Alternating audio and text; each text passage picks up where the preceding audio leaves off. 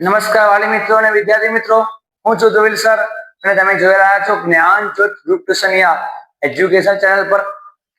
આગળના વિડીયોમાં આપણે વાત કરેલી ગાલા અસાઇનમેન્ટ 2026 વિષય વિજ્ઞાન માં પેપર 1 બધા જ એમસીક્યુ આપણે 24/24 વાત કરેલા. હું એક સિરીઝ લઈને આવી રહ્યો છું ટાર્ગેટ 24/24 કે ગુજરાતભરના વિદ્યાર્થી મિત્રોને જે એમસીક્યુ માં તકલીફ છે એના માટે હું ધ્રુવિલ સર સરસ મજાનો વિડીયો લઈને આવું છું ગાલા અસાઇનમેન્ટ ના. તો ખાસ તમારા વિદ્યાર્થી મિત્રોને શેર કરજો જેથી કરીને એમને પણ જો એમસીક્યુ માં કોઈ તકલીફ હોય તો બધા ડાઉટ અહીંયા સોલ્વ થઈ જાય. આજે જે પ્રથમ પેપર હતું, જે પેપર 1 હતું, એના આપણે જે આકૃતિ વાળા પ્રશ્નો છે એની આપણે વાત કરીશું. તો લેટ્સ સ્ટાર્ટ, શરૂ કરીએ આપણે. ચલો, સૌથી પહેલા આપણે વાત કરીશું, આ આકૃતિ દેખાય છે તમને બધાને? થોડી ઉપર લઈ જાઓ, દરેકને દેખાય આકૃતિ. ચલો, આકૃતિ જુઓ બેટા. આવા પ્રશ્નો ખાસ કરવાના, આ નોલેજેબલ પ્રશ્નો કહેવાય. તે કયા પ્રકારનું પ્રજનન દર્શાવે? બેટા જોઈને ખબર પડી જાય. આ કલિકા દેખાય છે, આ કલિકા, કલિકા. તો કયું પ્રજનન? કલિકા સર્જન. આ તો ધોરણ 8 માં પણ આવે છે. નેક્સ્ટ, તે સજીવનું નામ જણાવો. આકૃતિ કયા સજીવની છે?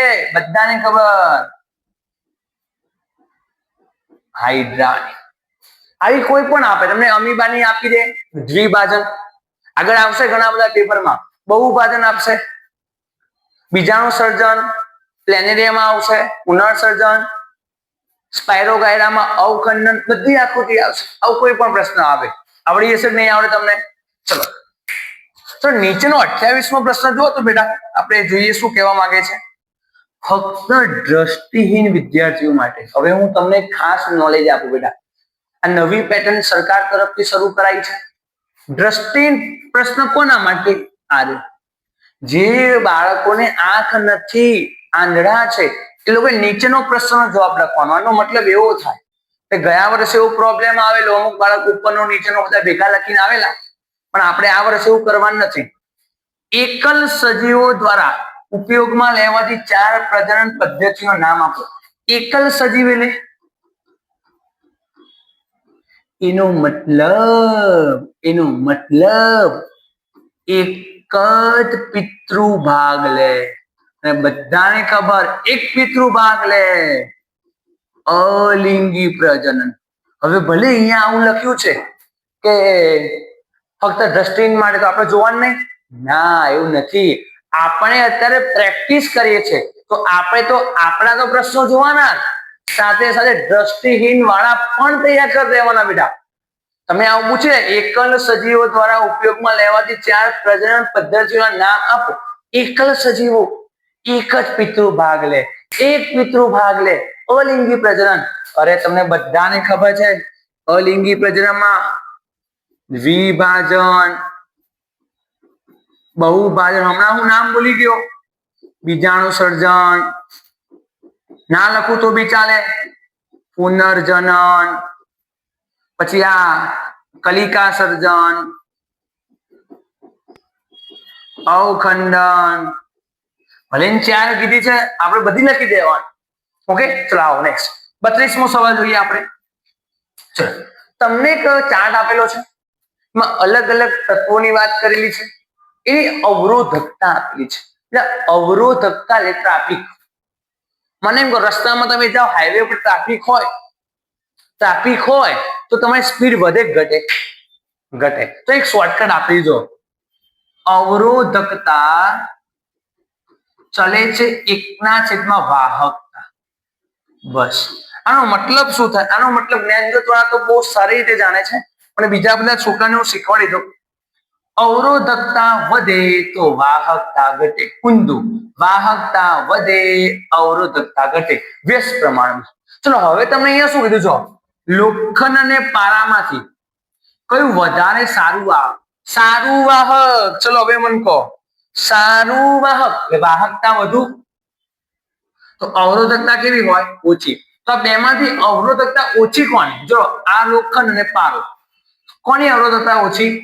આ 10 ને આ 94 છે, તો લોખંડની અવરોધકતા કેવી છે?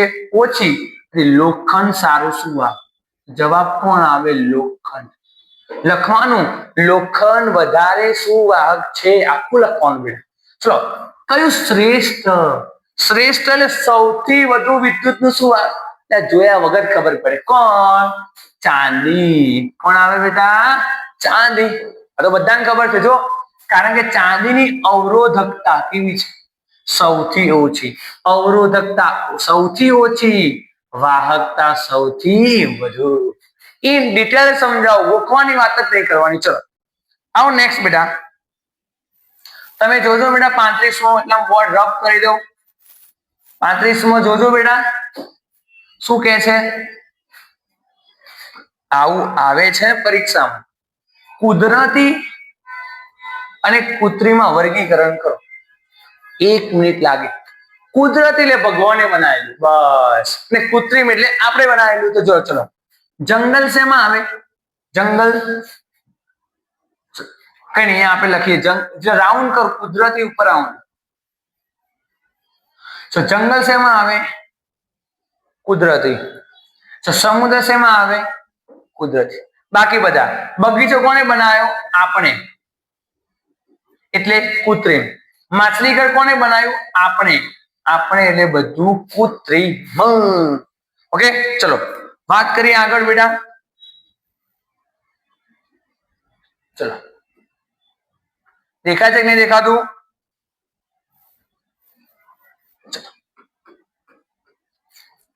બે તત્વો એક્સ અને વાય, એ લોકોની તમને શું આપે છે? ઇલેક્ટ્રોન રચના આપેલી છે. હવે બેટા મને કહો, એક્સ ની ઇલેક્ટ્રોન રચના 2, 8, 1. વાય ની ઇલેક્ટ્રોન રચના 2, 8 અને 7. બેટા શું કહે છે? ધાતુ તત્વને ઓળખો તેનું નામ આપો, અધાતુ તત્વને ઓળખો તેનું નામ આપો. એક્સ વાય દ્વારા કયું આયનીય સંયોજન બને? હવે જો આ કશું કરવાનું નહીં સાહેબ, હવે ખબર કેવી રીતે પડે કે આ તત્વ કયું છે? કશું કરવાનું નહીં, ઇલેક્ટ્રોનની સંખ્યા ગણી લો. ચલો, કેટલા ઇલેક્ટ્રોન થાય? 8 ને 2 10, 11. 11 નંબર કોણ હોય? સોડિયમ. ખબર છે લે, સોડિયમ નો પરમાણુ ક્રમાંક 11. 8 ને 2 10, 17. 17 તમારી કદી નહીં ફરાય પત્તર. જો તમે ધોયેલ પડેલ ભાઈ સાયન્સ ભણો તો. ક્લોરીન 17 થઈ ગયું. ચલો, ધાતુ તત્વ કોણ? ધાતુ કોણ? સોડિયમ. લખવાનું શું? ધાતુ તત્વ સોડિયમ છે. આવડે? ચલો, અધાતુ તત્વને ઓળખે તેનું નામ. અધાતુ તત્વ કોણ? ક્લોરીન છે. ચલો, એક્સ અને વાય ભેગા થાય શું બને? તો જોઈ લો બેટા. Na+1 Cl-1 શું બને? NaCl. ડાયરેક્ટ લખવાનું. એક્સ અને વાય દ્વારા NaCl આયનીય સંયોજન બને છે. આવડશે? ચલો નેક્સ્ટ સ્લાઇડ પર જઈએ આપણે. બાકી બધા ક્લિયર? ચલો, ઉપરથી પ્રશ્ન લઈ લઈએ આપણે. પહેલા તો ખાસ આકૃતિ કરવાની બેટા. શું કહે છે? જો તમને 3 કસ્તરી આપી છે, 1, 2 અને 3, ABC. આ કસ્તરીને હવા પણ મળે છે, પાણી પણ મળે છે. આ કસ્તરીમાં હવા છે, પણ અહીંયા શું લાગેલું છે? તેલ.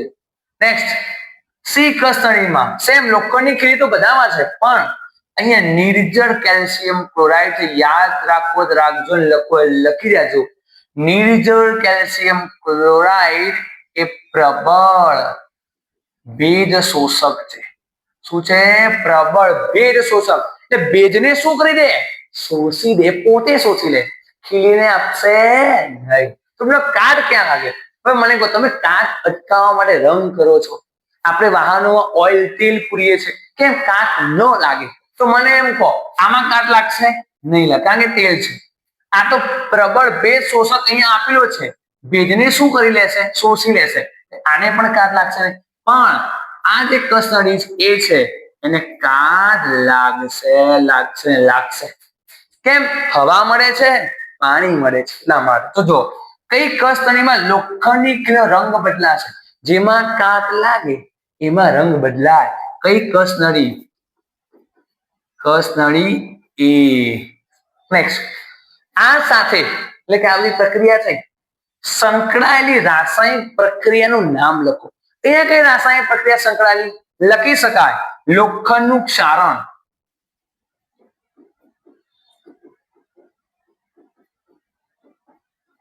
કાં તો આવું બી લખાય લોખંડનું ક્ષયન, કોઈ પણ લખાય. Okay, next. ઉપયુક્ત રાસાયણિક પ્રક્રિયા માટે જરૂરી પરિસ્થિતિ કઈ? ઉપયુક્ત રાસાયણિક પ્રક્રિયા એટલે લોખંડની કાટ લાગવાની પ્રક્રિયા, લોખંડનું ક્ષયન થવાની પ્રક્રિયા. એમાં જરૂરી પરિસ્થિતિ લખો. કઈ પરિસ્થિતિ જોઈએ? તો બધાને ખબર છે, હવા જોઈએ, ભેજ જોઈએ, પાણી જોઈએ. આટલી પરિસ્થિતિ જોઈએ એટલે તમારે શું લાગી જાય? કાટ લાગી જાય. આવડે કે ના આવડે? ચલો હવે દ્રષ્ટિહીન વાળું આપણે જોઈ જ લેવાનું, કારણ કે આપણે તો પ્રેક્ટિસ કરીએ છીએ પેપરની.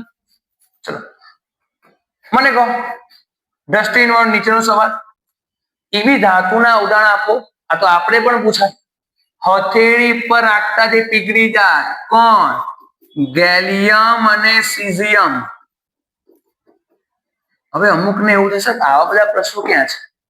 આવા બધા પ્રશ્નો ધાતુના અપવાદ, અધાતુના અપવાદ, એમાં આ બધા પ્રશ્નો જોવા મળે છે.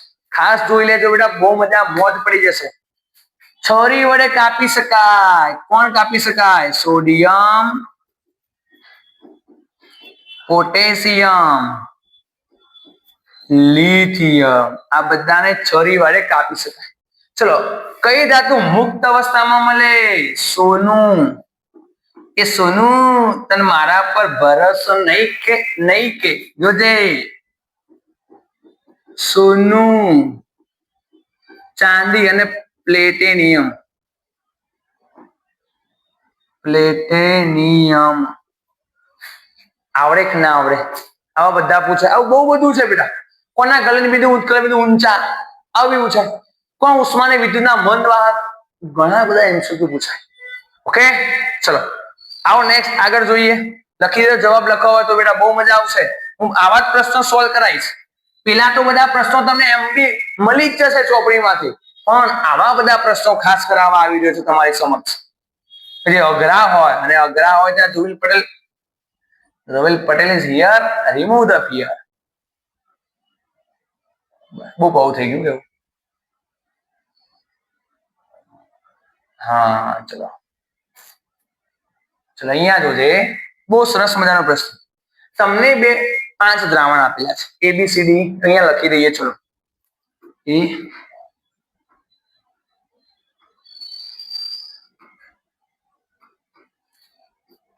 A B C D E. આ લાસ્ટ ક્વેશ્ચન છે. A એટલે 4 pH, 1 11 7 9. આ બધી pH આપેલી છે તમને. આ દ્રાવણ છે, નીચેની pH આપેલી છે. હવે મને કોઈ કહેશો, હવે તમારે મને કહેવાનું સાહેબ હું કરીએ હું ના કરીએ. એક લાઈન હરખી બનાવી દી. ચલો, તટસ્થ દ્રાવણ કયું છે? અલ્યા જોઈને ખબર પડે. 7 નંબર તટસ્થ.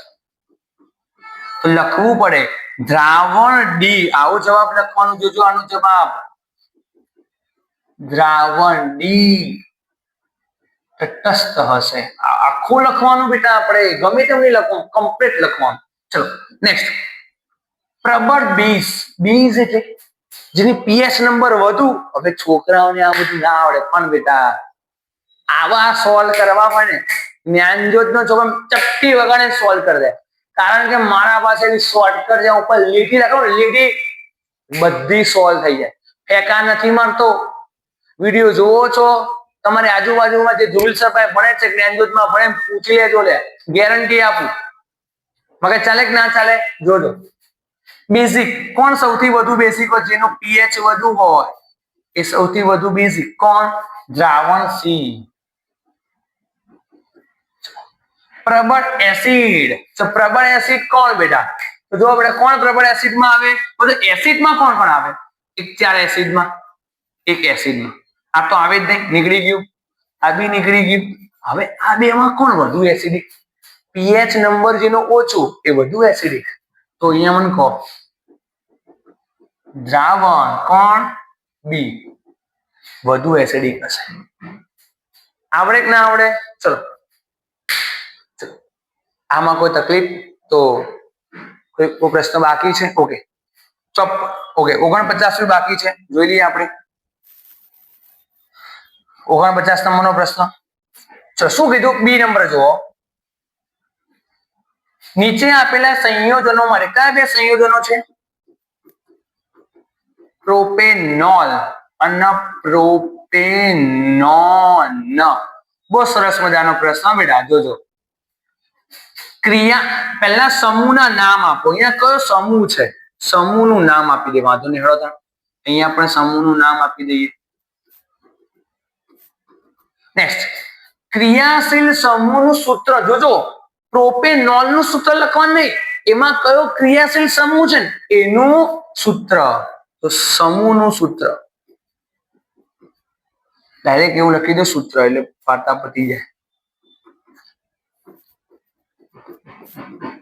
અહીંયા પણ સૂત્ર. ચલો હવે તમે મને કહો બેટા. ચલો પહેલું ખાસ બેટા આવા બધા ચેપ્ટર 4 ધ્રુવીલ પટેલ જે ભણાવે ને ઓકાત વગર ભણાવે, આમ રોગાકાત નાખે છોકરાઓને. રીગલે ભણવું હોય ચેપ્ટર નંબર 4 તો આવી જાવ જ્ઞાનજ્યોતમાં, હજી સમય છે તમારી પાસે. જોજો પ્રોપેનોલ નોલ ઓલ બોલે, ઓલ એટલે આલ્કોહોલ. કયો સમૂહ લાગે? આલ્કોહોલ. બીજા નંબરે પ્રોપેનોન, આ નોન છે, અહીંયા બોલા કીટોન. હવે આલ્કોહોલ નું સૂત્ર, આલ્કોહોલમાં શું લાગે? OH. શું લાગે? OH. કીટોન, કીટોનમાં કેવું બને? જો કાર્બન ડબલ બોન્ડ O, પણ આવું બને. આ સૂત્રો. પણ આના માટે તમારે કમ્પ્લીટ જેટલો કોઠો છે એ તૈયાર રાખવો પડે બેટા, તો જ તમને આવા બધા આપે. પણ શોર્ટકટ આપી દઈશ બેટા. ઓકે ચલો અહીંયા આવો બેટા. પૂરા નામ 54 માં પહેલું CFC અને UNEP. તો CFC નું આ લખેલું સ્ક્રીનશોટ પાડી દેજો બેટા. CFC